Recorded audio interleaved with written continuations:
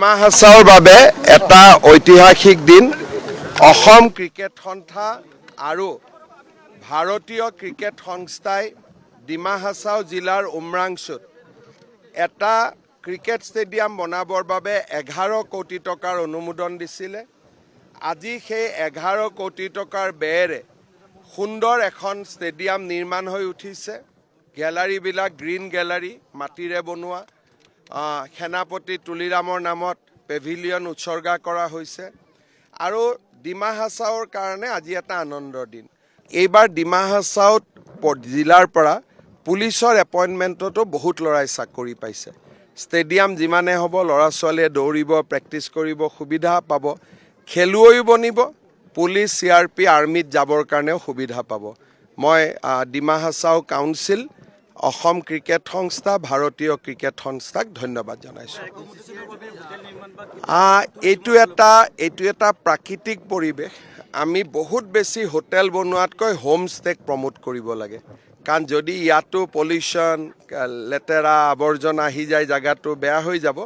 এখন আমাক ডাঙৰ হোটেল লাগে, কিন্তু বাকী আমি যিমানে হোম ষ্টেক প্ৰমোট কৰিম সিমানেই মানুহে কাম পাব।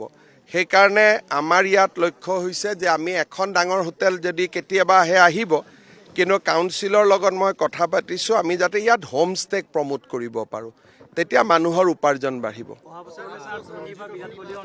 ইয়াতে মই কৈছোঁ যে আমি ইয়াতে এখন এক্সিবিশ্যন মেটছ কৰিম, ইণ্ডিয়াৰ ডাঙৰ ক্ৰিকেট প্লেয়াৰ আনিম আৰু তেওঁলোকে ৰাতি ইয়াত থাকিলে আমাৰ উমৰাংচুখনো প্ৰমোট হৈ যাব।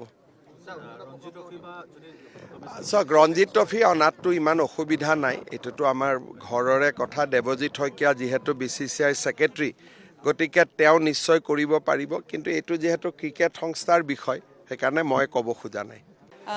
BCCI और ACA को बहुत बहुत धन्यवाद कि हमारा डिस्ट्रिक्ट में, छोटा सा डिस्ट्रिक्ट में एक क्रिकेट का मैप इन BCCI पे आ चुका है। जब BCCI पे आ चुका है तो हम लोग बोल सकते हैं कि इंटरनेशनल लेवल में भी जाएंगे ये ज़रूर से। आज तो हमारा मुख्यमंत्री यहाँ के जब इनॉग्रेट करेगा, this is one of the biggest achievement for us and young players आने का लिए हमारा एक जो सपना, बहुत सारा प्लेयर्स लोग सपना देख रहा था होगा कि हम लोग कभी खेल सकेगा कि नहीं, कभी पिच मिलेगा कि नहीं, आज ये पूरा सपना हो गया है। Not only for Dima Hasao, ये बॉर्डर एरियाज हमारा डिफू का भी है, होजाई का भी है। सो वहाँ से भी आके इन नियर फ्यूचर अगर यहाँ उन लोग को अपॉर्चुनिटी देता है तो शायद they will be able to play an inter district matches also.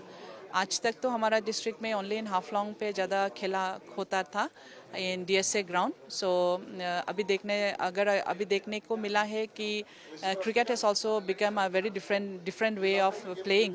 सो पहला तो इस was only with hard ball, now the soft tennis ball से भी खेल रहा है, इसलिए I think in the near future कुछ ना कुछ यहाँ पे आ सकेगा where we will be able to watch it. Khel Maharan was the initiative which we have taken it in the 7 disciplines. Besides that, also in some other disciplines where we are trying to do it, it's a continuous process from the government of Assam.